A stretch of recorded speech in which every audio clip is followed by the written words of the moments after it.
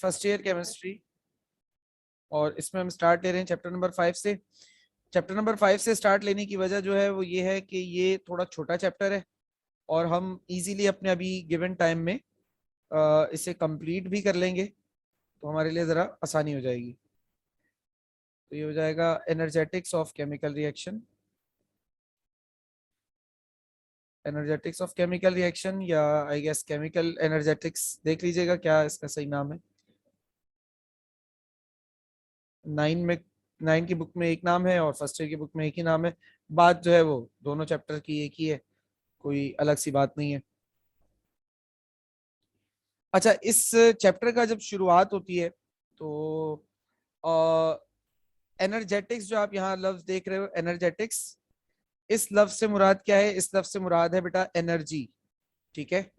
और किस चीज की energy? Energy of chemical reaction. अच्छा, किसी भी रिएक्शन को कराने के लिए आपको अलग अलग तरह की एनर्जी की जरूरत हो सकती है, जैसे electrical energy, sound energy, light energy, कोई भी पर्टिकुलर एनर्जी की जरूरत हो सकती है।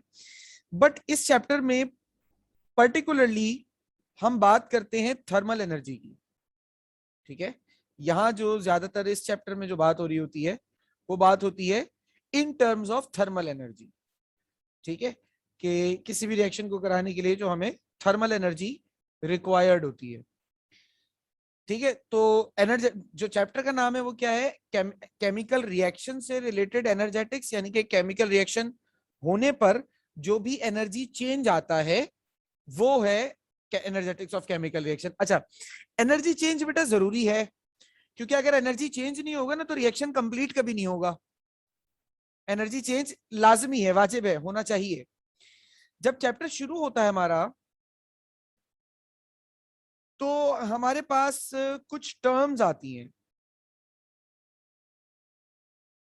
ठीक है। चैप्टर जैसे ही शुरू होता है बुक में अगर हम देखेंगे तो हमारे पास कुछ टर्म्स आती हैं। सबसे पहले तो मैं इन टर्म्स के बारे में आपसे बात कर लूं कि ये टर्म्स कौन कौन सी हैं। इन टर्म्स में पहली टर्म है सिस्टम। कोई मुझे बताएगा सिस्टम क्या होता है?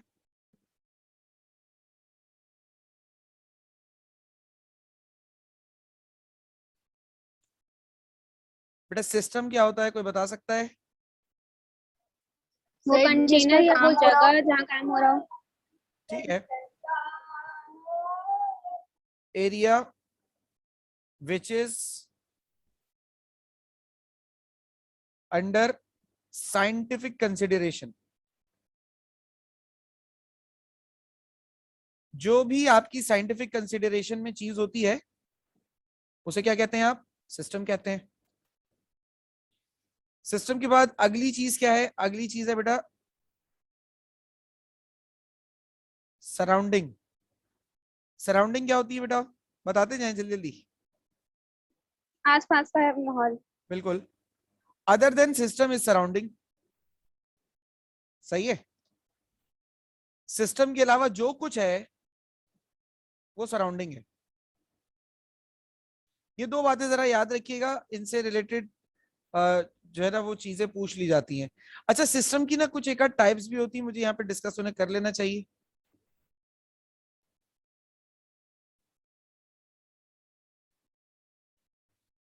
जैसे एक होता है आपके पास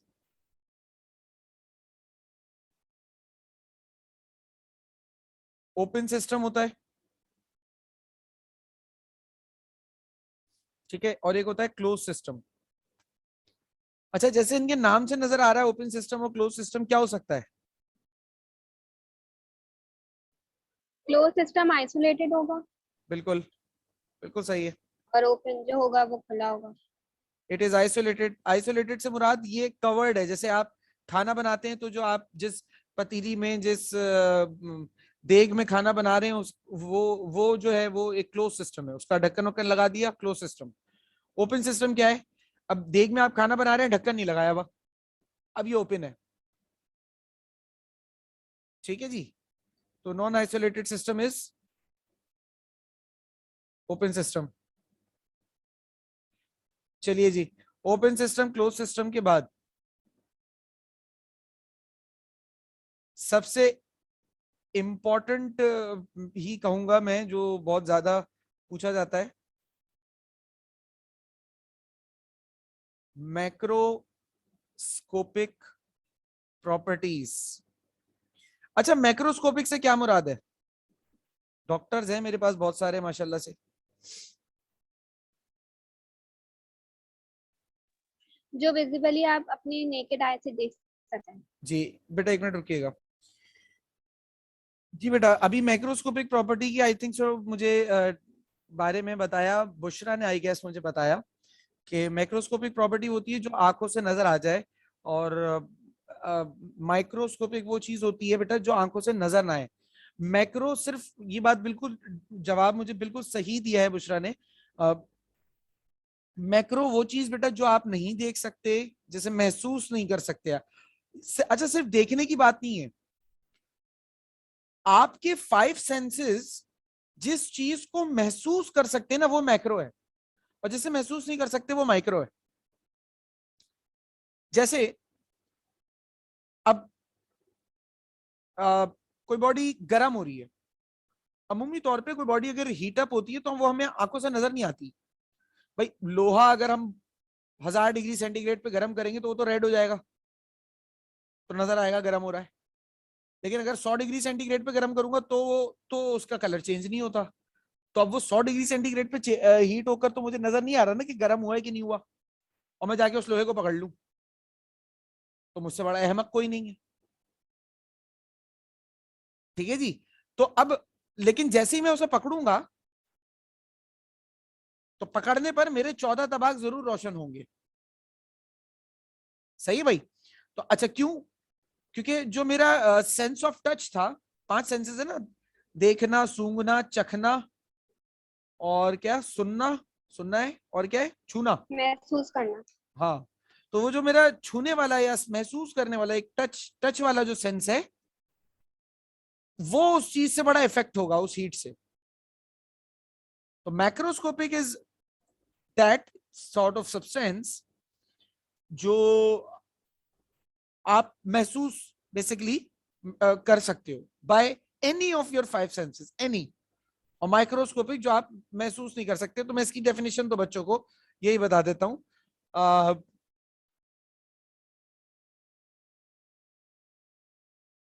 यहां पे मैं लिख देता हूं, प्रॉपर्टीज विच आर, नहीं, विच आर नहीं लिखो, उसको लिखो विच कैन बी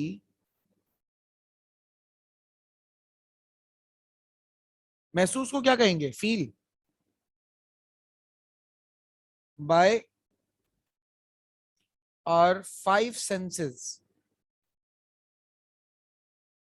अब कोई एक्स्ट्रा ऑर्डिनरी अगर यहाँ जीनियस बैठा है तो वो 6 सेंस की भी बात कर सकता है, लेकिन मेरे हिसाब से मैं 5 तक ही रहूंगा, मेरे लिए इतना ही कबूल हो जाता है। तो बेटा मैक्रोस्कोपिक प्रॉपर्टीज दो तरह की होती है हमारे पास। एक कहलाती है इंटेंसिव प्रॉपर्टी, और एक कहलाती है extensive property.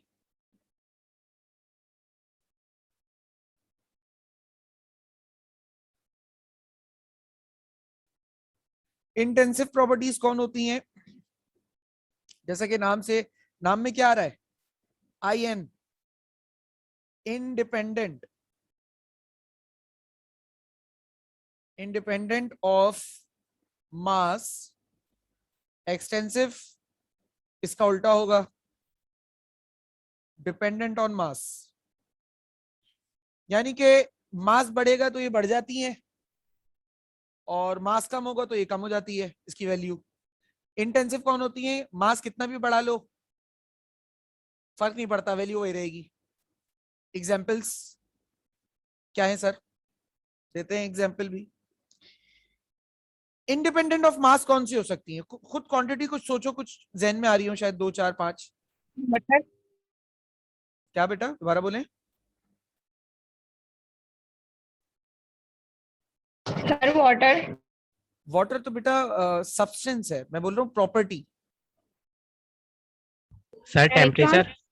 Temperature independent of mass. Temperature को थोड़ा सा स्पेसिफाई करो।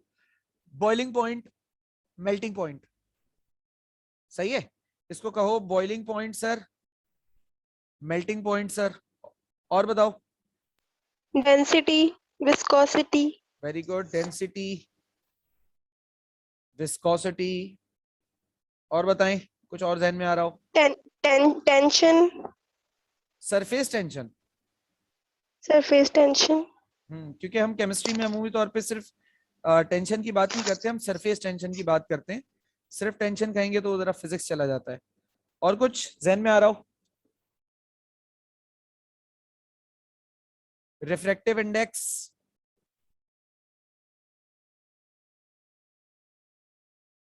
और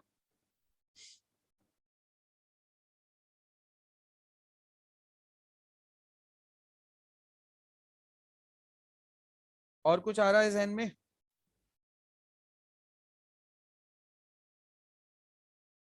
चलें, एक्सटेंसिव बताइए।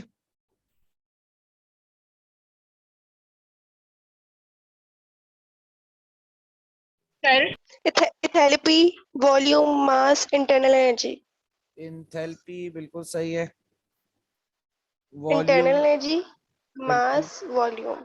मास, इंटरनल एनर्जी।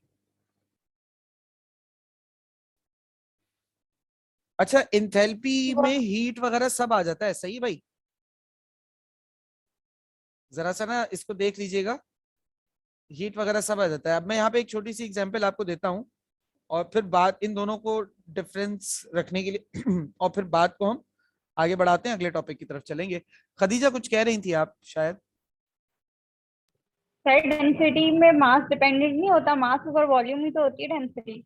बेटा जिस वक्त चीज का मास बढ़ता है तो एक मिनट, हाँ, किसी भी सब्सटेंस का मास बढ़ता है तो बेटा वॉल्यूम भी तो साथ में बढ़ता है। तो वो अल्टीमेट इफेक्ट जो है वो इंटेंसिव की तरफ चला जाता है। Let me check once. से आपने एक ऑब्जेक्शन रेज किया है तो उसे बिल्कुल सही से चेक कर लेना बेहतर है, बजाय इसके कि हम गलत की तरफ जाएं।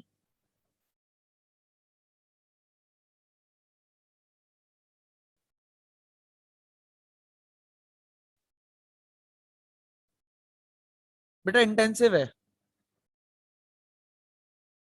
ठीक है ना? इंटेंसिव ही है बिकॉज ओके सर। इसको आप ऐसे समझ सकते हैं कि जब मास बढ़ता है तो ऑब्वियसली वो जो मास बढ़ेगा तो वो कुछ ना कुछ जगह भी तो ऑक्यूपाई करेगा ना बेटा। तो दैट्स व्हाई वो डेंसिटी का फर्क नहीं आता। हाँ, मास की डिपेंडेंस, मास सॉरी, डेंसिटी की डिपेंडेंस मास और वॉल्यूम दोनों पर है, लेकिन ऑब्वियसली जब मास बढ़ता है तो साथ में वॉल्यूम भी बढ़ता है। ठीक है। अच्छा,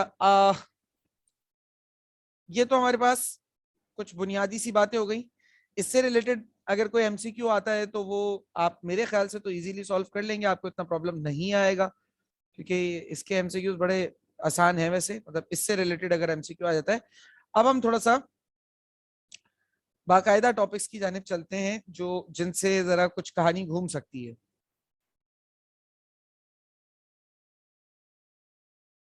सबसे पहला टॉपिक, फर्स्ट लॉ ऑफ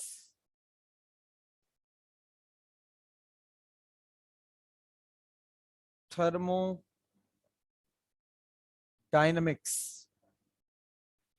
जी बेटा, फर्स्ट लॉ ऑफ थर्मोडायनेमिक्स की स्टेटमेंट जल्दी से बताइए।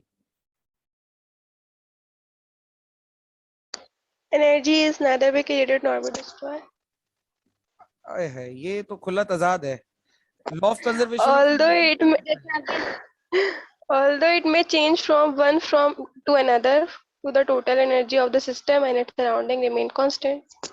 वो असल में लॉ ऑफ थर्मोडायनेमिक्स बच्चों को बोलो तो उनको ये बात याद रह गई है कि हमारी केमिस्ट्री की किताब में लिखी हुई है ना कि it is a corollary of law of conservation of energy. वो असल में ये कह रही है बेटा, फर्स्ट लॉ ऑफ थर्मोडायनेमिक्स ये कहता है the total energy of the system remains constant. ये कहना है यहाँ पर। अब वो energy can neither be created nor be destroyed, particularly law of conservation of energy है ये। शान साहब माइक बंद कीजिए अपना, ठीक है जी। तो related to law of conservation of energy जरूर है, लेकिन total energy of the system of an isolated system remains constant, ये इसकी स्टेटमेंट होती है। ठीक है, अब मैं इसको जल्दी से लिख दूं। Total energy of an isolated system remains constant। किसी भी आइसोलेटेड सिस्टम में जो टोटल एनर्जी होती है वो कांस्टेंट रहती है। अब इसकी जो फॉर्मूलाज हैं वो क्या है, delta E is equal to Q minus W, delta E is equal to Q minus P delta V, और Q is equal to delta E plus W। ओहो सॉरी,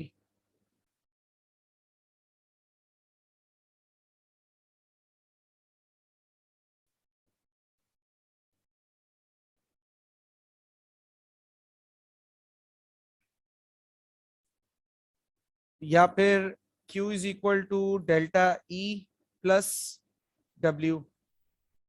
अच्छा, इस लॉ के फॉर्मूला को हम in terms of PV is equal to NRT कैसे लिखते हैं, जरा इसको भी देख लीजिए। ये जो PV है, अगर आप PV की जगह पर इसको P डेल्टा V कह दें, P और V है, V डेल्टा V का मतलब है चेंज इन वॉल्यूम, इसमें परेशान होने वाली बात नहीं है। PV है, P डेल्टा V कर लें इसको, तो जाता है P delta V is equal to delta NRT। Delta N से मुराद क्या है, change in number of moles. Volume और नंबर ऑफ मोल्स का आपस में रिलेशन होता है अकॉर्डिंग टू एवोगाड्रोस लॉ। तो उसको मैं यहाँ पर अगर अप्लाई कर दूं तो ये हो जाता है delta E is equal to Q minus delta NRT, या फिर अगर इसको Q की टर्म्स में लिखूंगा तो ऐसे लिखूंगा Q is equal to delta E plus delta NRT। ठीक है जी, हम इन दोनों तरह से इसको लिख सकते हैं। तो ये मेरे सारे possible formulas first law of thermodynamics के लिख दिए। अच्छा, आपको एक बात बताऊं, आप अगर आपको फर्स्ट लॉ ऑफ थर्मोडायनेमिक्स याद नहीं भी आ रहा तो आप इन लॉज की मतलब इन फॉर्मूलाज की मदद से भी स्टेटमेंट बना सकते हो। What is first law of thermodynamics, change in internal energy is the difference between heat supplied to a system and work done is equal to change in internal energy। यानी कि इसी फॉर्मूला को अगर आप अंग्रेजी में बोलोगे तो आप इसकी स्टेटमेंट बता रहे हो, या heat supplied to a system is the sum of change in internal energy and work done by the system. इसी स्टेटमेंट को अगर आप मतलब इसी एक्सप्रेशन को अगर आप अंग्रेजी में बोलोगे, सही है, अगर आप अंग्रेजी में बोल दोगे तो वो क्या बन जाएगी बेटा, स्टेटमेंट बन जाएगी। सही भाई, इसमें अब आपको कोई एक फॉर्मूला भी याद है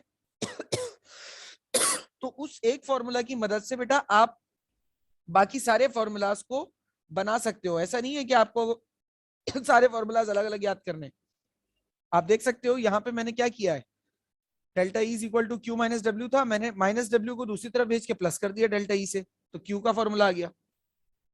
ठीक है ना, तो एक ही फॉर्मूला से मैंने बाकी फॉर्मूलाज को बनाया है, कोई मैंने अलग से कोई बहुत ही हार्ड एंड फास्ट काम नहीं किया है। सही है, यहां पर मैं कुछ साइन कन्वेंशन बता दूं आपको जो न्यूमेरिकल सॉल्व करने के लिए आपके लिए जरूरी होंगे। इस फर्स्ट लॉ ऑफ थर्मोडायनेमिक्स से रिलेटेड न्यूमेरिकल्स हमारे पास इंटर के एग्जाम्स में तो आया करते थे, लेकिन एप्टीट्यूड में इनके आने के इम्कानात जरा कम है, क्योंकि एप्टीट्यूड में इतने सिंपल चीजें भी आपसे पूछी नहीं जाती हैं।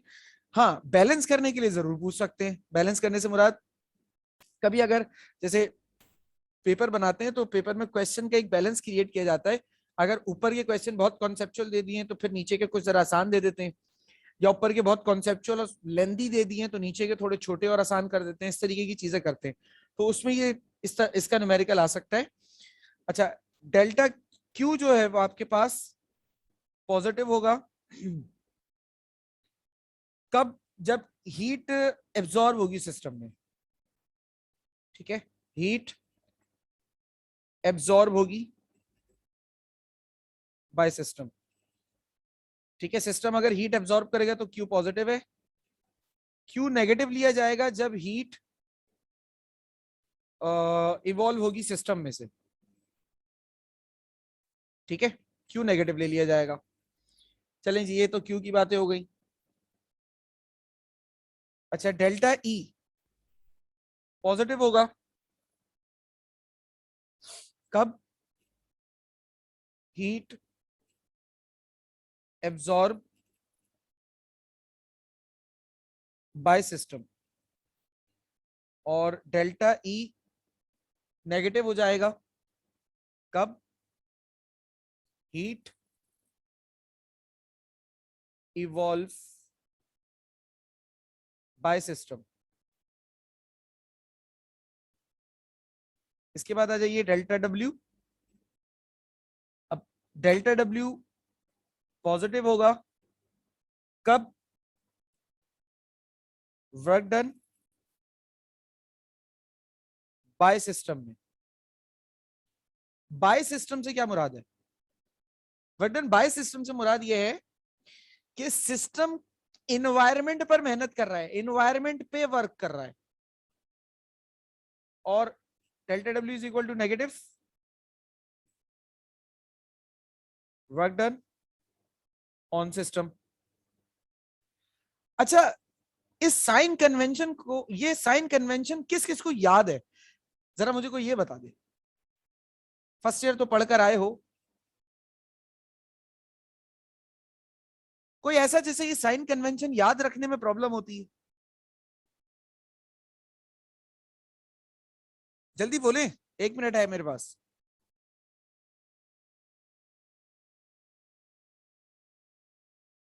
बेटा आवाज आ रही है मेरी?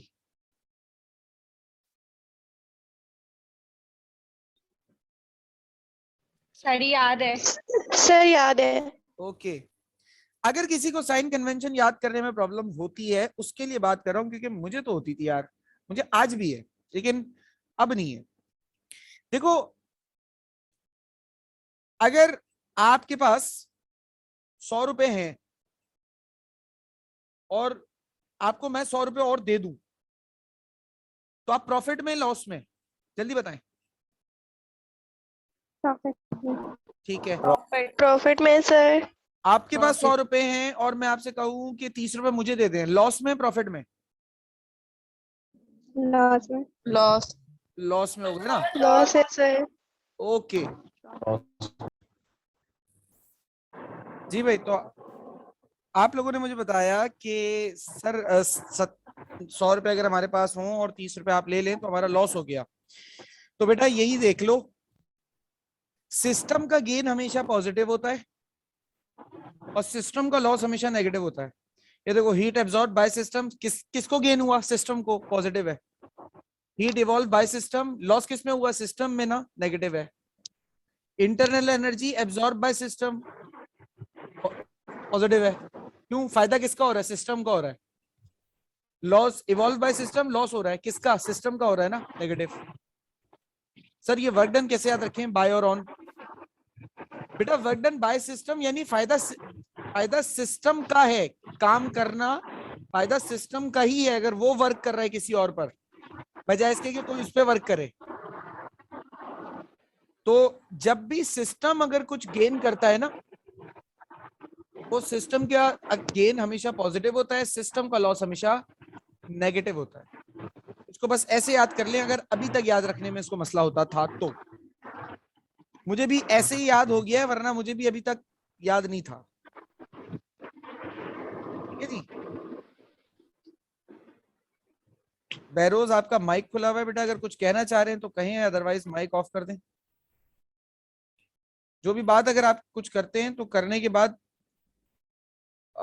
माइक ऑफ कर दिया करें अपना।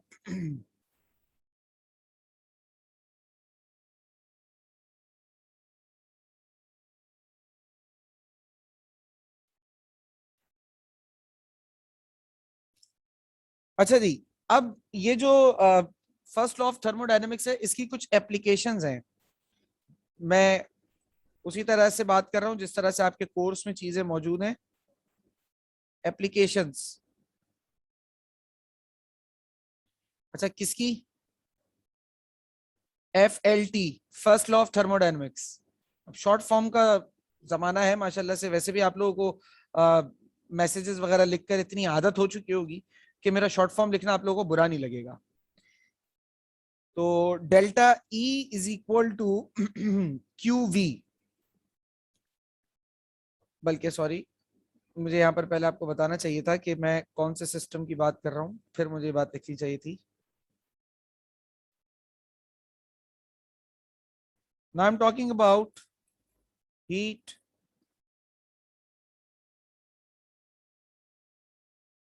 supplied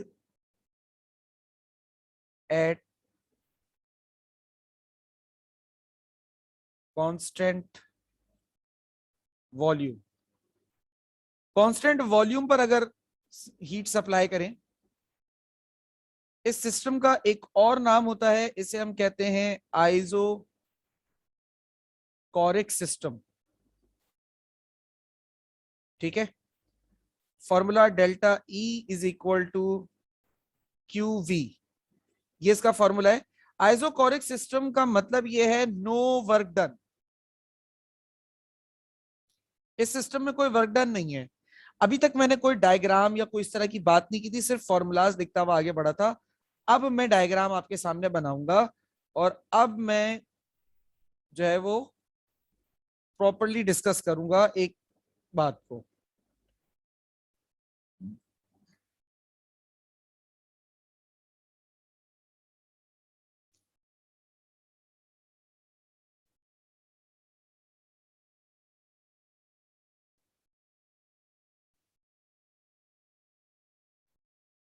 अच्छा, अब ये एक कंटेनर है आपके पास, और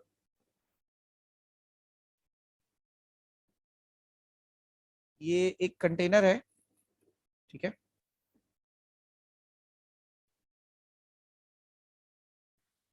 इस कंटेनर में मान लीजिए कि कोई गैस मौजूद है, एक वाफिर मिकदार में इस कंटेनर के अंदर कोई गैस मौजूद है, ठीक है। अच्छा, अब ये कंटेनर बिल्कुल एक सॉलिड बाउंड्री पर है।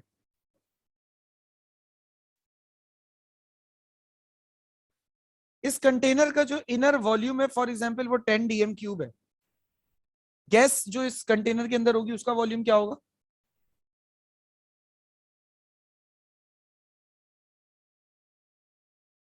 10 dm³ क्या कह रहे हैं बेटा? 10 ही होगा। इसका वॉल्यूम, जो गैस अंदर होगी उसका वॉल्यूम 10 ही होगा, बिल्कुल।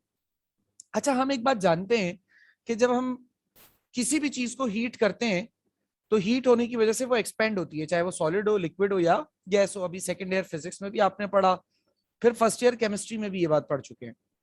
अब मैं क्या करता हूं, अब मैं इस सिस्टम को Q अमाउंट की हीट देता हूं, ठीक है। अब चूंकि इस कंटेनर की वॉल्स बिल्कुल फिक्स हैं, मुझे बताएं जो इस गैस का वॉल्यूम आ रहा है 10 dm³, क्या ये वॉल्यूम इंक्रीज करेगा, डिक्रीज करेगा या सेम रहेगा? सर सेम रहेगा, सेम रहेगा सर, सेम सेम। रहेगा, वेरी गुड, सर सेम रहेगा। वेरी गुड बेटा। सेम क्यों रहेगा? सेम सर इसलिए रहेगा क्योंकि सर इस गैस के पास एक्सपेंड होने के लिए जगह ही नहीं है ना। वॉल्यूम होगा तो गैस फैलेगी ना सर। अब जब वॉल्यूम ही नहीं है तो गैस कहां फैलेगी? अच्छा चलो ठीक है बेटा, अगर गैस फैल नहीं रही तो ये जो आपने हीट सप्लाई की, हीट जो आपने सप्लाई की, ये हीट कहां गई फिर? किस इस्तेमाल में हुई? मतलब कहीं ना कहीं तो इसका खर्च हुआ होगा ना। Sir internal energy. तो इस हीट ने इंटरनल एनर्जी को इंक्रीज किया। दिस हीट इज, यहां पर हम लिख देते हैं heat supplied at constant volume, जब आप कांस्टेंट वॉल्यूम पर हीट सप्लाई करते हैं, देन अब क्या क्या होता है? ओनली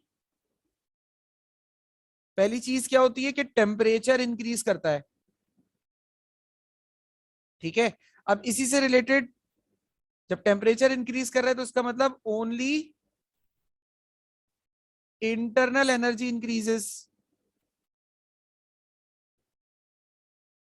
सही है, और नो वर्क इज डन, कोई वर्क डन नहीं होता। अब वर्क डन क्या है, अभी सिलसिला अगली एग्जांपल पर जब जाएगा तो जरा बेहतर अंदाज में समझ में आ जाएगा। फिल वक्त ये बात और ये फॉर्मूला समझ में आ गया?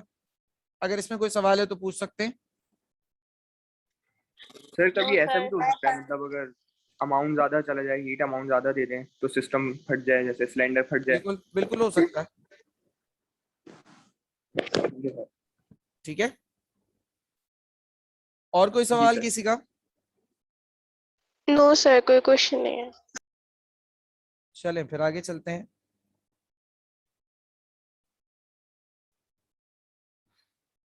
अब दूसरा हमारे पास क्या है? दूसरा है हमारे पास हीट सप्लाइड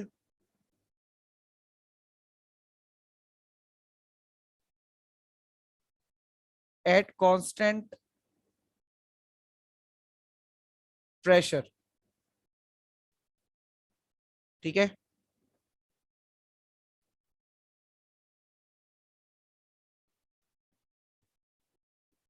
इसे हम क्या कहते हैं? Isobaric process. इसे हम वेरी गुड बेटा, इसे हम कहते हैं isobaric process. Charge. Piston containing piston. इसका फॉर्मूला क्या होता है? QP is equal to delta E plus P delta V, या फिर QP is equal to delta H, ये भी हो सकता है इन स्पेसिफाइड कंडीशन, ठीक है।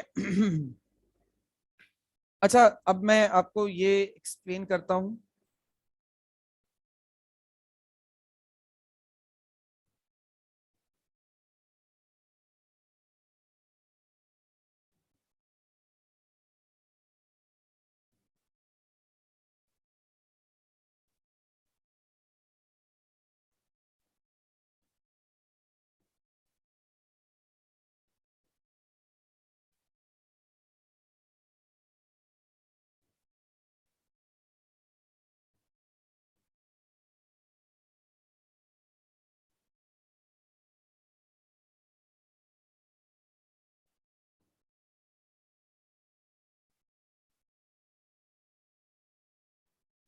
अच्छा, ये अब देखिए हमारे पास बेटा एक सिस्टम है, ठीक है। इसमें एक पिस्टन लगा हुआ है,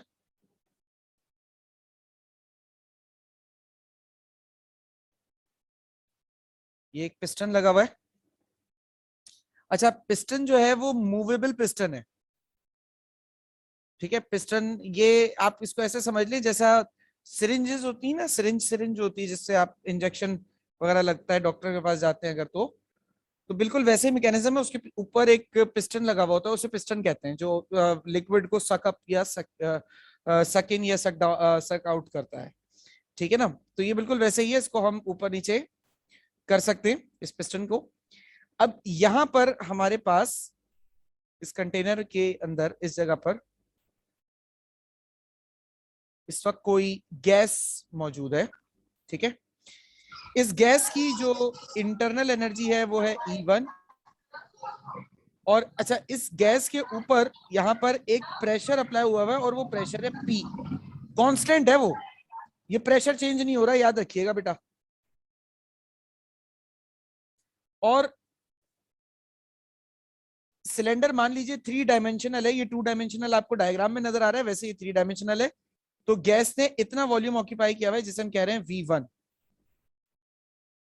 अब मैं इसे Q अमाउंट की हीट सप्लाई करता हूं। जब मैंने हीट सप्लाई की तो हीट की वजह से क्या होगा, अंदर मौजूद गैस की इंटरनल एनर्जी इंक्रीज होगी, इंटरनल एनर्जी इंक्रीज होने से काइनेटिक एनर्जी बढ़ेगी, काइनेटिक एनर्जी के बढ़ने से इन मॉलिक्यूल्स का मूवमेंट बढ़ेगा, इन मॉलिक्यूल्स का मूवमेंट बढ़ेगा तो ये मॉलिक्यूल्स इस पिस्टन के साथ जो पहले जिस फोर्स से टकरा रहे थे, अब ये उससे 2 गुना फोर्स से टकराने लगेंगे। जब 2 गुना फोर्स से टकराने लगेंगे तो पिस्टन के ऊपर जो प्रेशर है बेटा वो तो कांस्टेंट ही है ना, वो थोड़ी बढ़ाया आपने। अंदर के मॉलिक्यूल्स पहले के मुकाबले में ज्यादा पागल हो गए, पहले कम पागल थे अब पक्के पागल हो चुके हैं। तो ये जो है अंदर के मॉलिक्यूल्स की इंटरनल एनर्जी बढ़कर E1 से क्या हो जाएगी, E2 हो जाएगी, और वॉल्यूम बढ़कर V1 से क्या हो जाएगा, V2 हो जाएगा। तो चेंज इन इंटरनल एनर्जी और चेंज इन वॉल्यूम दोनों हो रहे हैं। अच्छा, अब यहां से यहां तक देखिए, पिस्टन यहां से इस जगह पर था इनिशियली, यहां से यहां तक पिस्टन मूव हुआ है। मैं इसको कलर चेंज करता हूं। पिस्टन यहां से यहां तक मूव हुआ है, और इस एरिया की मूवमेंट में पिस्टन के ऊपर हुआ है वर्क, ये है वर्क डन। ठीक है, अब मैं यहां पे कुछ बात लिखता हूं। वर्क डन समझ में आया बेटा? जी सर। अच्छा, अब हम यहां पर कुछ लफाजियां लिख लेते हैं।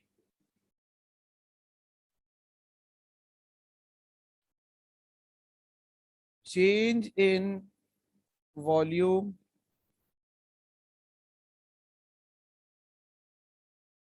Eight constant pressure is equal to work. ठीक है, कांस्टेंट प्रेशर पर अगर आप वॉल्यूम चेंज करेंगे तो वो क्या कहलाएगा, वो वर्क कहलाएगा, पहली बात याद रखिएगा। अच्छा सर, वर्क की जो डेफिनेशन होती है W is equal to F dot S, ये क्या, ये कौन सी नस्ल का वर्क हो रहा है? अच्छा बेटा, प्रेशर की डेफिनेशन होती है फोर्स अपॉन एरिया। अगर मैं फोर्स को रिप्लेस करूं प्रेशर इंटू एरिया से, तो फोर्स रिप्लेस हो गई प्रेशर इंटू एरिया से। डॉट एस का मतलब क्या है, डॉट एस का मतलब डिस्टेंस है in one direction, one side. अच्छा, जब मैं इस चीज को एक्सप्लेन कर दूं ये वर्क कैसे बन रहा है, देखो एरिया में, एरिया का फॉर्मूला होता है लेंथ इंटू ब्रेथ। डायमेंशंस कितनी है, 2। ठीक है, वॉल्यूम का फॉर्मूला होता है length multiply by breath multiply by height. Dimensions कितनी है, 3। अगर कोई आपसे कहे कि आपके पास एरिया है और उसे वॉल्यूम बनाना है, कैसे बनाओगे?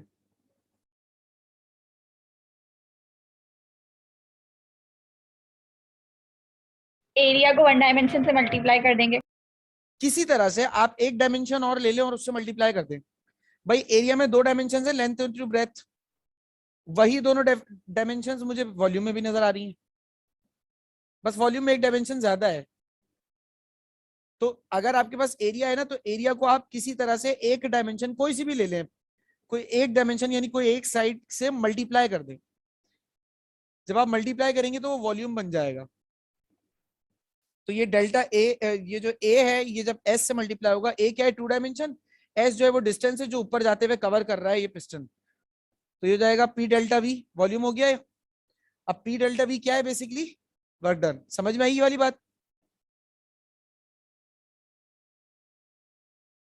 जी सर। जी सर। ओके बेटा। जी सर, आगे। अच्छा, अब यहाँ पर मैं जब आप हीट सप्लाई करोगे तो हीट सप्लाई होने पर यहाँ पे क्या क्या होगा, हीट सप्लाई होने पर यहाँ पर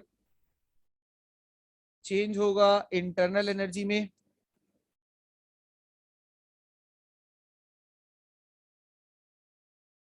चेंज होगा वॉल्यूम में जिसे आप वर्क कह रहे हो, चेंज होगा इंटरनल एनर्जी में। इंटरनल एनर्जी की वजह से टेम्परेचर चेंज भी होगा, ऑब्वियस सी बात है। ठीक है, टेम्परेचर चेंज भी होगा। तो ये चीजें अब आप याद रखिएगा। अच्छा, अब वैसे अगर मैं आपसे पूछूं, फॉर एग्जाम्पल मेरे पास दो सिस्टम्स हैं. System one is isobaric and system two is isochoric. ठीक है. दोनों की इस वक्त इंटरनल एनर्जी 100 जूल्स है.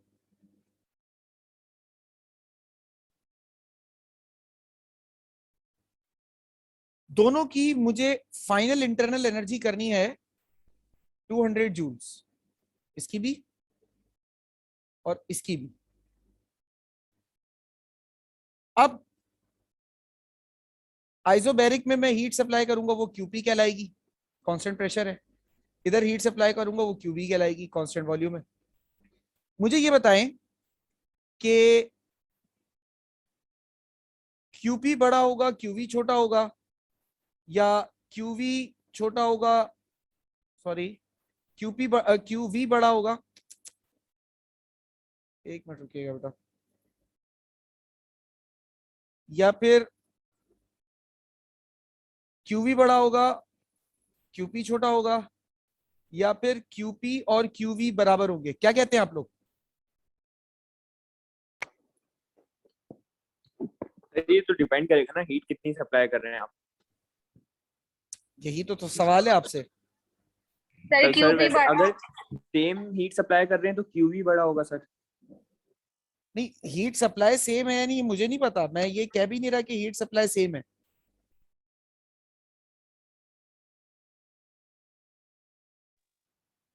मैं ये कह रहा हूं कि इंटरनल एनर्जी दोनों की 100-100 है और दोनों की 200-200 करनी है. अब दोनों की 200-200 करने के लिए मुझे सेम होगा सर, सेम होगा फिर तो. सेम होगा. सब सेम कह रहे हैं. Sir, same होगा. ओके बेटा, ये बात अपने सेम. खवातीन जो है वो अपने किसी भी दुपट्टे से बांध ले. एक मिनट रुकिएगा जरा. अच्छा जी, तो मैं ये कह रहा था कि खवातीन अपने किसी दुपट्टे से और मर्द हजरात अपने किसी पैंट वैंट की जेब से ये बात बांध लीजिए हमेशा के लिए कि बेटा QP is always greater than QV. ये बात हमेशा याद रखें. क्यों भाई? क्यों सर? बेटा इसकी वजह यह है कि क्यूपी में जब आप हीट सप्लाई करते हो तो वो हीट सिर्फ और सिर्फ क्यूपी में वो हीट सिर्फ और सिर्फ इंटरनल एनर्जी को थोड़ी बढ़ाती है, वो वर्क भी तो करती है ना.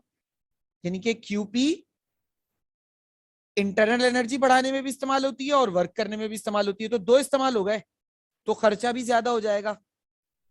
और यहां पर जब हम बात करते हैं कांस्टेंट वॉल्यूम की, तो कांस्टेंट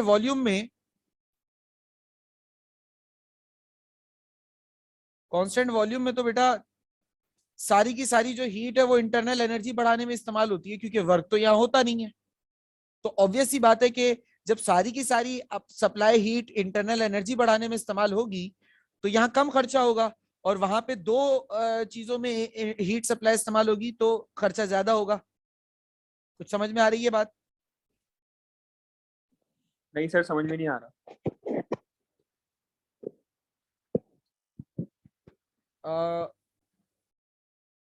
खदीजा बेटा, can you mention name please?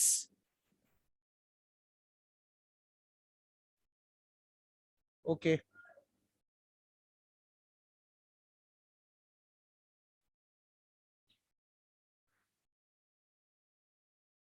ये रॉजर के नेम से कौन है क्लास में इस वक्त?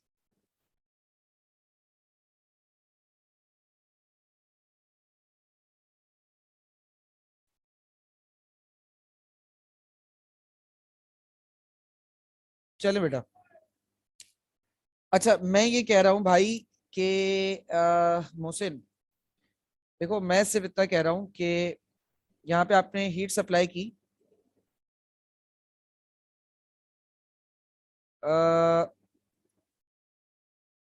ओके, इसको मैं किसी दूसरे तरीके से समझाता हूँ. एक मिनट दो. यार ये हैंग करने लग जाता है ना, हटती है इससे।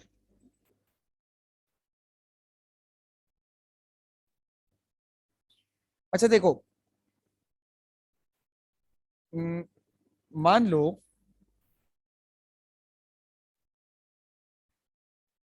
मेरे पास ये एक टैंक है,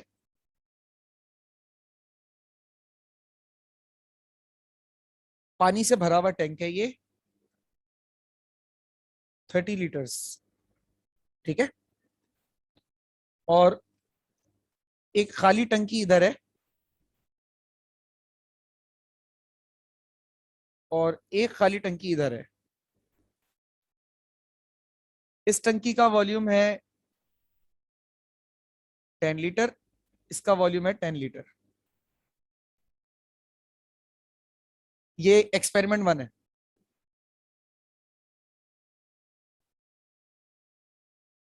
ये भी पानी की टंकी है, इसका वॉल्यूम है 30 लीटर, और इधर है एक टैंक 10 लीटर का। अगर मैं इधर टैंक में इधर एक होल करूं और एक होल इधर करूं, इसमें सिर्फ एक ही होल होगा। मतलब मैं आपसे कहूं कि बेटा आप ये जरा दोनों टैंक भर दीजिए और ये वाला टैंक भी भर दीजिए, लेकिन इन दोनों को भरने के लिए इस टंकी का इस्तेमाल करें, इसको भरने के लिए इस टंकी का इस्तेमाल करें। तो आपने इधर 2 होल किए, अब इधर से पानी गिर रहा है इस टैंक में, इधर से पानी गिर रहा है इस टैंक में, टैंक भरा रहा है। इधर से पानी गिर रहा है सिर्फ इस टैंक में। जब ये टंकियां भर जाएंगी तो ये वाला जो टैंक ए है इसमें पानी कितना रह जाएगा? 10 लीटर सर। 10 लीटर रह जाएगा। खर्च कितना हुआ? 20 लीटर। ओके, 20। यूज हुआ 20, लेफ्ट हुआ यानी जो बच गया वो है 10। इधर बताइए बेटा यूज कितना हुआ, बचा कितना? 10 यूज हो गया, 20 बच गया। ओके, 10 यूज हो गया 20। बस ये फर्क है क्यूपी और क्यूवी में। क्यूवी सिर्फ और सिर्फ एक काम यानी कि डेल्टा ई के लिए इस्तेमाल हो रही है, तो वो कम खर्च होगा। सर वो बात तो सही है, लेकिन जो आपने अमाउंट ऑफ हीट दिया वो तो सारा उसी में बदल गया ना। फॉर एग्जाम्पल यहाँ पे ले रहे हैं आप, जैसे 30 लीटर ले रहे हैं, तो वो सारा 30 लीटर एक टाइम भरने में इस्तेमाल हो रहा है। ये रिलेट नहीं कर सकते हम इस सारा तरीके से, सारा 30 क्योंकि लीटर सब, क्योंकि जो भी आपने एनर्जी दी वो इंटरनल एनर्जी में कन्वर्ट हो गई ना। हाँ, क्यूवी में, तो सर वो तो टैंक तो खाली हो जाएगा फिर। क्यूवी में हुआ ना ऐसा। जी लेकिन बेटा वो तो सिर्फ उतना ही ना जितना इसकी कैपेसिटी है, ठीक है सर। उतनी कैपेसिटी इनटेक करेगा ना। तुमने ही तो ये बोला था अभी, मुझे याद है कि अगर सर हम ज्यादा हीट देते हैं तो फट जाता है। ये बात भी जी तो जी शायद सही है। तुमने ही बोली थी ना। तो वो तो जी कैपेसिटी के मैंने ही हिसाब से बोली उसको थी। एब्जॉर्ब करेगा, उसके बाद तो वो फट जाएगा। क्यूपी में ये होता है कि ठीक है सर। क्यूपी में जो सप्लाई होने वाली हीट होती है, ठीक वो, है सर, समझ गया बस वो डिफरेंस। सप्लाई होने वाली हीट 2 जगह पर जाती है, तो खर्चा ज्यादा हो रहा होता है। काम बराबर हो जाएगा, भर वो भी 10 लीटर जाएगा, लेकिन खर्चा जी थोड़ा सर। ज्यादा हो जाएगा, बस इतनी सी बात है। ठीक है sir. QP is always greater than QV, ये बात हमेशा याद रखिएगा। अच्छा, इससे एक चीज मैं अब रिलेट करा दूं। आप लोगों ने ये शायद फिजिक्स में पढ़ा हुआ होगा, शायद नहीं, कंफर्मली। सीपी पता है किसे कहते हैं? Molar specific heat at constant pressure. Very good. And CV? Molar specific heat at constant volume. कौन ज्यादा होता है कौन कम होता है? सीपी ज्यादा होता है। CP is always greater then CV. ये तो मेरे ख्याल से फिजिक्स में आप लोगों की डेरिवेशन भी है, इसकी डेरिवेशन है या रीजन आता है, कुछ इस तरह का Yes. सिलसिला है ना। Yes sir. तो ये रिलेटेड चीजें हैं, इनको देख लीजिएगा भाई, सही है। अच्छा जी,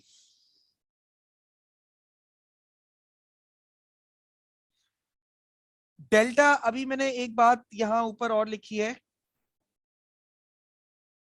अब इसको बल्कि नीचे कर लेते हैं, यहाँ जगह है थोड़ी बहुत।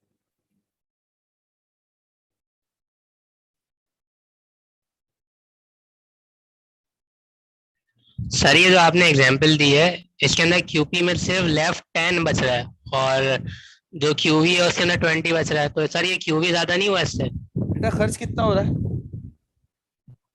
क्यूपी में 20 हो रहा है और क्यूवी में 10 हो रहा है। तो हम तो खर्च की बात कर रहे हैं ना बेटे, बचने की बात थोड़ी कर रहे हैं। ठीक है। अच्छा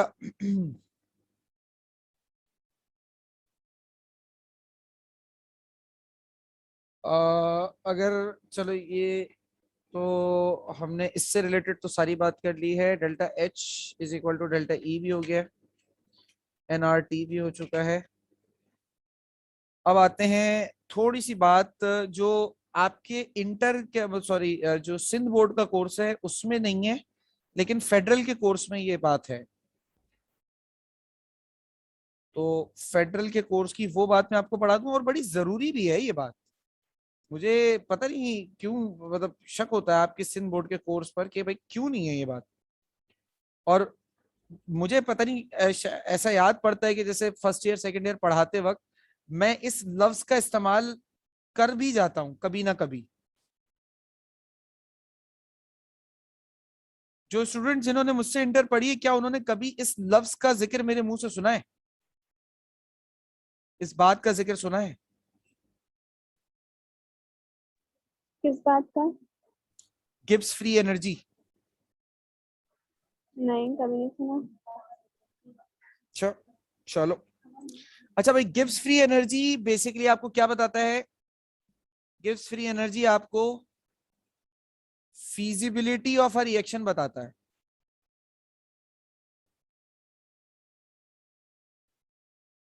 ठीक है, गिब्स फ्री एनर्जी की वैल्यू अगर आपको किसी रिएक्शन की पता है तो आपको उस रिएक्शन की फीजिबिलिटी पता है, बस इतना याद कर लें। अब आपको पता है कि भाई रिएक्शन अकरेंस के लिहाज से आपके पास दो टाइप्स के हैं। एक होते हैं स्पॉन्टेनियस,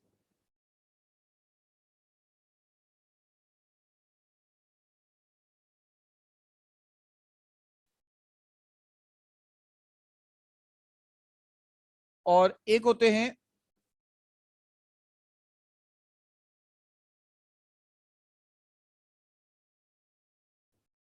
नॉन स्पॉन्टेनियस रिएक्शंस। ठीक है, spontaneous reaction, non spontaneous reaction, इस बारे में कोई बता सकता है मुझे कुछ? स्पॉन्टेनियस वो जो खुद ही खुद हो जाते हैं, और नॉन स्पॉन्टेनियस जो जिनको करवाया जाता होगा। बिल्कुल, spontaneous reactions occurs on their own, खुद से ही हो जाते हैं। नॉन स्पॉन्टेनियस कौन से होते हैं? Reactions can not occur on their own, ये रिएक्शंस खुद से नहीं हो सकते, यानी कि you have to spend some amount of energy, तो जो है वो रिएक्शन मतलब वो रिएक्शन फिर इधर आपके पास मतलब होगा या नहीं होगा। स्पॉन्टेनियस रिएक्शन के गिब्स फ्री एनर्जी की वैल्यू हमेशा नेगेटिव होती है। यहां पे मैं बता दूं, नेगेटिव गिब्स फ्री एनर्जी होती है इसकी।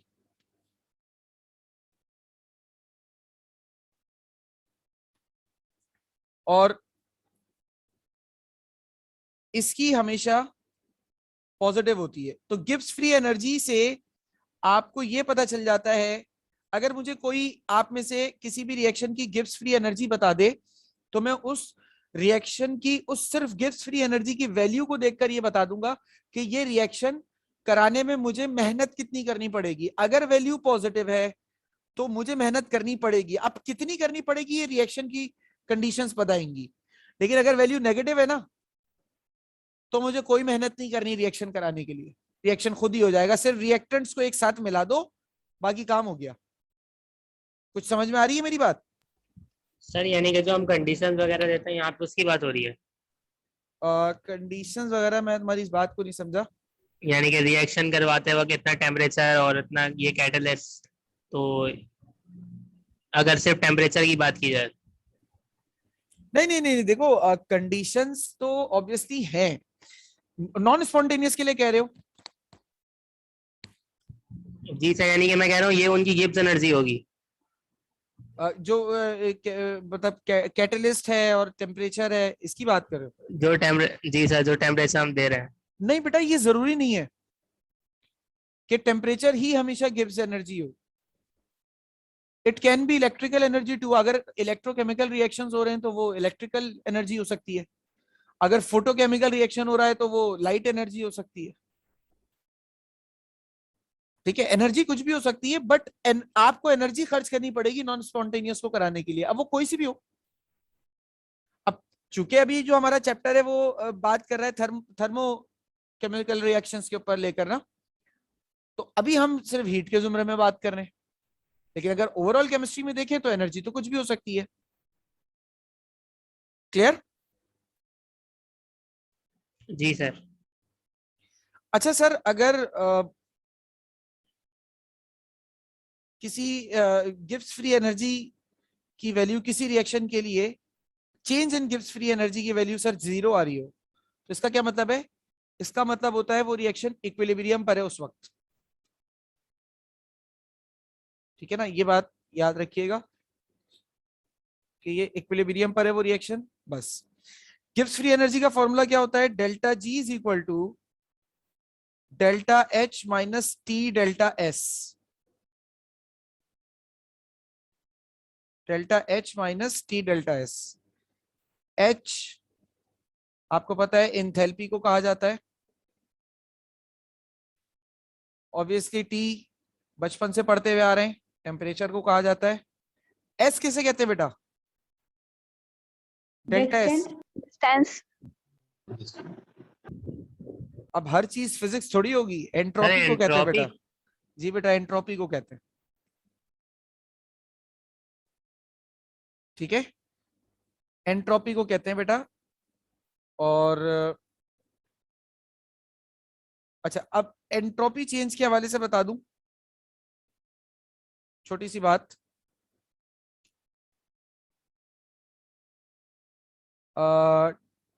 मैं फॉर्मूला लिखूं? चलो डेल्टा एस से ही रिलेट कर देते हैं। डेल्टा एस क्या है? डेल्टा एस है एंट्रोपी चेंज। अब एंट्रोपी चेंज दो तरह से हो सकते हैं, पॉजिटिव हो सकता है और नेगेटिव हो सकता है। अच्छा, पॉजिटिव का मतलब क्या है? अगर डेल्टा एस यानी अच्छा, एंट्रोपी होती क्या है? एंट्रोपी पता है किसे कहते हैं? वक्त के साथ किसी चीज में खराबी आ जाना, वो हाँ, एंट्रोपी कहलाती है। एंट्रोपी जो है बेसिकली मैं यहाँ पे लिख देता हूँ delta S. Disorderness. Disorderness, very good. Disorderness of a system. ठीक है ना, मतलब सिस्टम में कुछ भी बिगाड़ है ना, वो जो है वो डिसऑर्डरनेस है। अच्छा, अब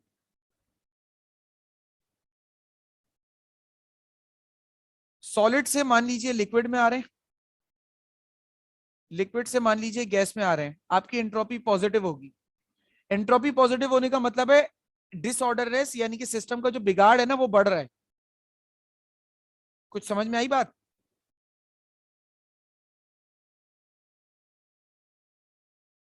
यानी सर। बुरे से बदतर हो रहा है। बुरे से बदतर हो रहा है, बिल्कुल।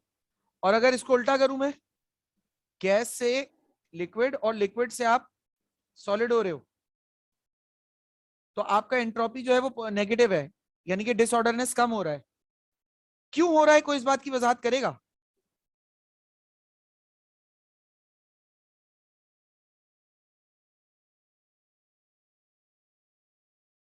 जल्दी से। सर क्योंकि शायद इंट्रोपी तो है ही, मतलब खराबी, खराबी। तो अच्छी की तरफ जा रही है। देखो ऐसा कुछ। इसमें ऐसा है ना कि सॉलिड में क्या होता है, पार्टिकल्स अलाइन होते हैं ना। जी जी सर, सर तमीज, नेगेटिव इंट्रोपी को बता। हाँ सही है, तमीज तहजीब आ गई सॉलिड में। अब जैसे जैसे आप लिक्विड की तरफ गए तो पार्टिकल्स थोड़ा थोड़ा डिसऑर्डर हो गए, डिसिप्लिन खराब हो गया। गैस की तरफ गए, इंतहाई बदतमीज और जलील पार्टिकल्स हैं, एक सीधी लाइन में लगी नहीं सकते। सेम आ जाओ, अब यहाँ पे नेगेटिव में क्या है, पहले जलालत दिखा रहे हैं, अचानक से डंडा वंडा पड़ा, बच्चे हैं इधर उधर लाइन में लगने कहा जा रहा है, सुन नहीं रहे, डंडा लगाए, कुछ बच्चे लाइन में लग गए। अब कोई सख्त टीचर आ गया, उसने, अच्छा जी, तो मैं ये कह रहा था कि फिर क्या हुआ भाई कि अगर गैस है तो नेगेटिव एंट्रोपी की बात कर रहा हूँ, पहले एकदम से बिगाड़ हुआ है, डिस्टरबेंस हुई है, सीधी लाइन में नहीं लग रहे, अचानक से डंडे पड़े, लिक्विड बने, थोड़ा सुधर गए, थोड़ा थोड़ा ऑर्डरनेस हो गई, और ज्यादा डंडे पड़ गए, सॉलिड बन गए। और डंडे कहाँ पड़ते हैं आपको पता है, सॉलिड बन गए और मजीद ऑर्डरनेस बेहतर हो गई। तो जितना ज्यादा डिसऑर्डरनेस होगी एंट्रोपी उतनी पॉजिटिव होगी, जितनी कम डिसऑर्डरनेस होगी एंट्रोपी उतनी नेगेटिव साइड पर होगी। Is this clear? Yes sir. Yes, sir. Okay, अच्छा, अब आखिरी बात इस चैप्टर की,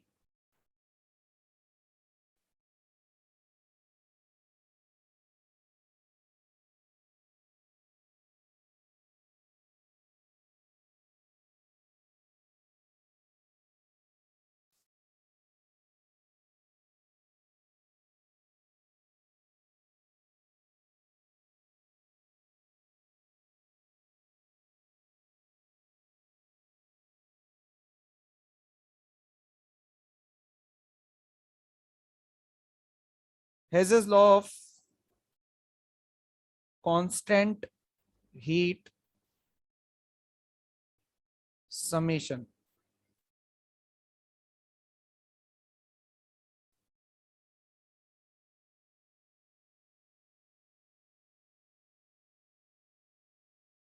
Hess's law of constant heat summation क्या कहता है, कोई स्टेटमेंट बता सकता है?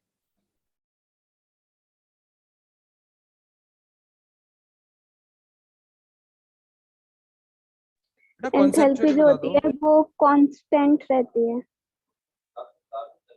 थोड़ा और इसको, जवाब सही आ रहा है लेकिन बेहतर हो सकता है। मतलब जो रिएक्शन से पहले होगी वही रिएक्शन के बाद जाएगी। नहीं, constant.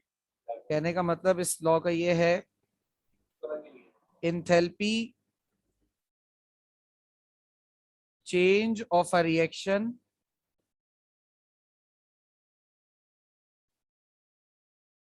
is always constant either reaction is completed in one step or more, चाहे रिएक्शन एक स्टेप में कराया जाए या एक से ज्यादा स्टेप में कराया जाए, इंथैल्पी चेंज कांस्टेंट रहता है। मिसाल के तौर पर ए और बी को मिलाकर सी बना रहा हूं, डेल्टा एच है इसका 100 kilo joules per mole minus में। अब मैं बजाय सीधे सीधे ये काम करने के मैं क्या करूं, मैं पहले ए और डी को मिलाऊं, ई बनाऊं, इसका डेल्टा एच आया -60 किलो जूल्स पर मोल मान लीजिए। फिर मैं ई और एफ को मिलाऊं और जी बनाऊं, इसका डेल्टा एच आ रहा है -30 किलो जूल्स पर मोल। अब मैं क्या करूं, मैं जी और आई को मिलाऊं, नहीं जी और बी को मिलाऊं, सी बनाऊं। अब डेल्टा एच क्या आ रहा है, -10 किलो जूल्स पर मोल। ए और बी को सीधे मिलाकर सी बना रहा हूं तो -100 किलो जूल्स पर मोल आ रहा है। और इन 3 स्टेप्स की मदद, मतलब इन 3 स्टेप से गुजर कर मैं सी बना रहा हूं, तब भी टोटल इंथैल्पी चेंज देख लो 100 ही आ रहा है माइनस का। कुछ समझ में आई बात?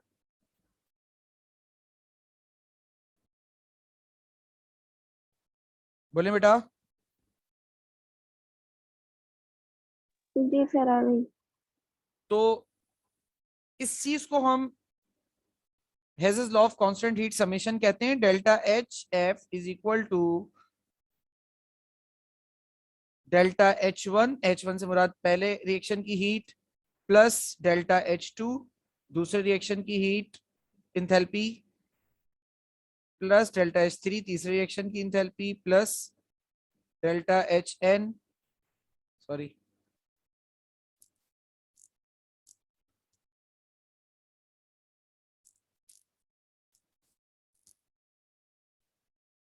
प्लस के बाद डेल्टा HN। ठीक है, ये है आपके पास हेज़ेस लॉ की मैथमेटिकल फॉर्म। क्लियर हो गई वाली बात?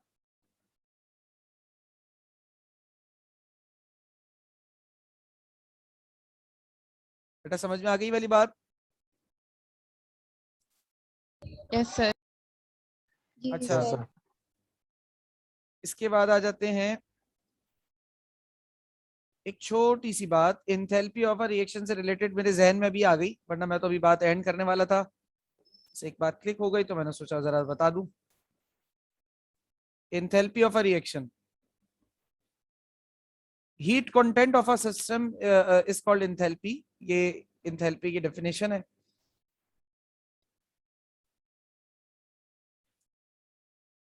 दो तरह की इंथैल्पीज अभी मैं बताना चाह रहा हूं आपको।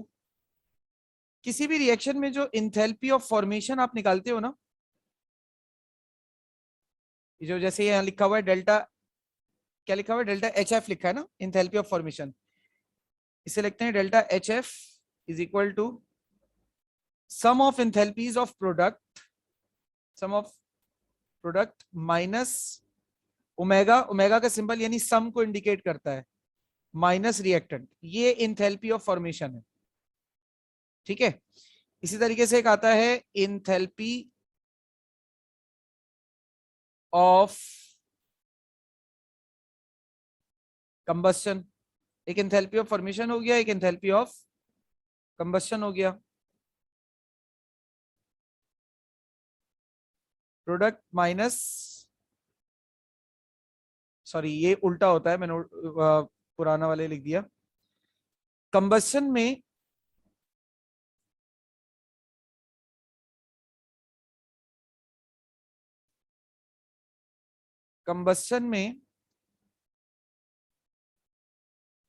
रिएक्टेंट माइनस प्रोडक्ट होता है।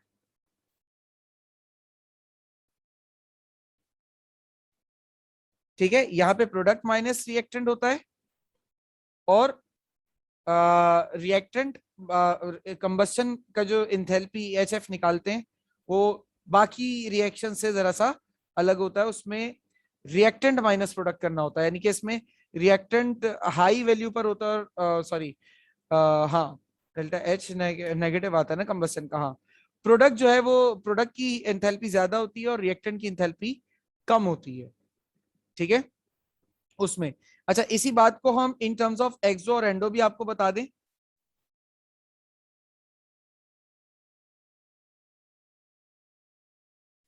एंडोथर्मिक और एक्सोथर्मिक दो तरह के रिएक्शंस होते हैं ना। तो एंडो में हीट जो होती है इन्वॉल्व होती है, एक्सो में हीट जो होती है वो निकलती है बाहर। बिल्कुल, हीट इवॉल्व होती है इसमें और इसमें हीट एब्जॉर्ब होती है। ठीक है, अब दो चीजें होती हैं आपके पास, रिएक्टेंट और प्रोडक्ट। एंडोथर्मिक रिएक्शन के रिएक्टेंट और प्रोडक्ट में डेल्टा H किस तरीके से होता है और एक्सोथर्मिक के रिएक्टेंट और प्रोडक्ट में डेल्टा H किस तरीके से होता होगा? तुक्का लगाइए।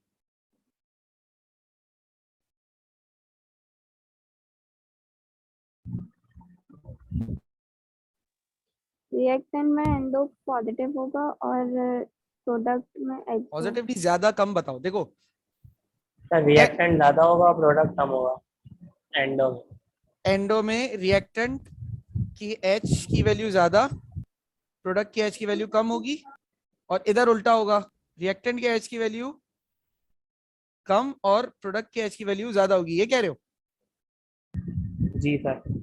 देखो अगर इसको थोड़ा सा उस हिसाब से समझे, एक्सोथर्मिक में क्या हो रहा है, हीट इवॉल्व हो रही है, बाहर निकल रही है। सही है, हीट इवॉल्व हो रही है, हीट बाहर निकल रही है, यानी कि अननेसेसरी है। सही है, अननेसेसरी ज्यादा होने पर ही होता है बेटा, क्योंकि नेसेसिटी तब तक रहती है जब तक आपकी वो रिक्वायरमेंट पूरी नहीं होती। तो इसको ऐसे भी समझ सकते हैं। क्लियर हो गई वाली बात? Yes, sir. कोई सवाल, कोई कंफ्यूजन? नहीं सर। ठीक No, है, sir. मेरी जानिब से चैप्टर नंबर 5 आपका कंप्लीट होता है। ठीक है,